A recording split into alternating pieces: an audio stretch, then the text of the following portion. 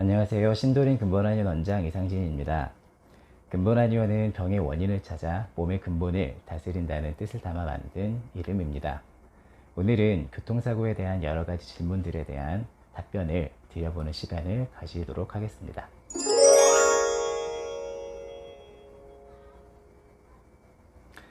차량끼리 부딪히는 가벼운 접촉사고라고 해도 순간적으로 흔들리는 충격 때문에 우리 몸의 척추에 과도한 자극이 오는 경우가 대부분입니다.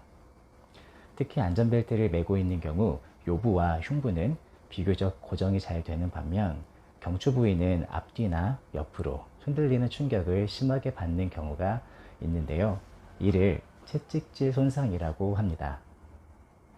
무거운 머리의 무게를 지탱하는 목 부분이 순간적으로 과신전 및 과굴곡되면서 경추 주변부 근육뿐만 아니라 심부 조직의 손상까지도 유발이 될 수 있어 충격 당시보다 시간이 지나면서 다른 불편감과 통증이 점점 더 심해지는 경우가 많습니다.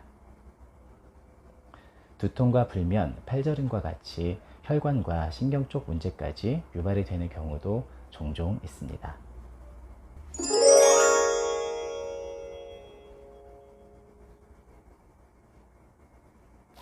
앞서도 말씀드린 것처럼 교통사고는 순간적으로 흔들리는 충격이 빠른 속도로 발생을 하기 때문에 경추부에 자극이 가는 것뿐만이 아니라 척추 전체적으로도 무리가 갈 수밖에 없습니다.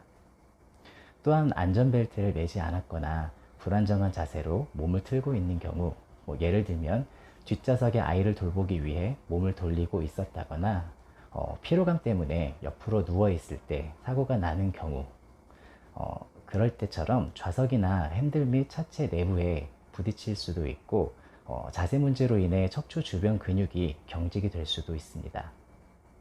이러한 근육 및 연부 조직의 타박과 염좌를 치료하지 않고 방치하게 되면 오랜 기간 지속적으로 불편감이 지속이 될 수 있고 다른 질환의 원인이 될 수도 있습니다.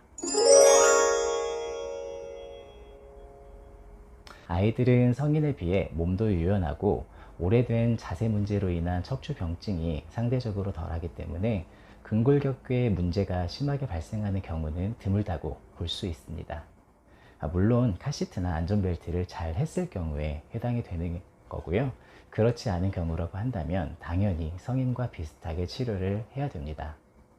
아이들의 경우에도 가벼운 물리치료와 부항, 소화용 침으로 주로 통증이 있는 부위를 풀어주는 진료를 하는 게 좋기는 하지만 의사소통이 잘 안 되는 아주 어린 아이들 같은 경우에는 사실 통증보다는 놀라거나 충격을 받은 부분을 진료를 하는 게 훨씬 더 중요합니다.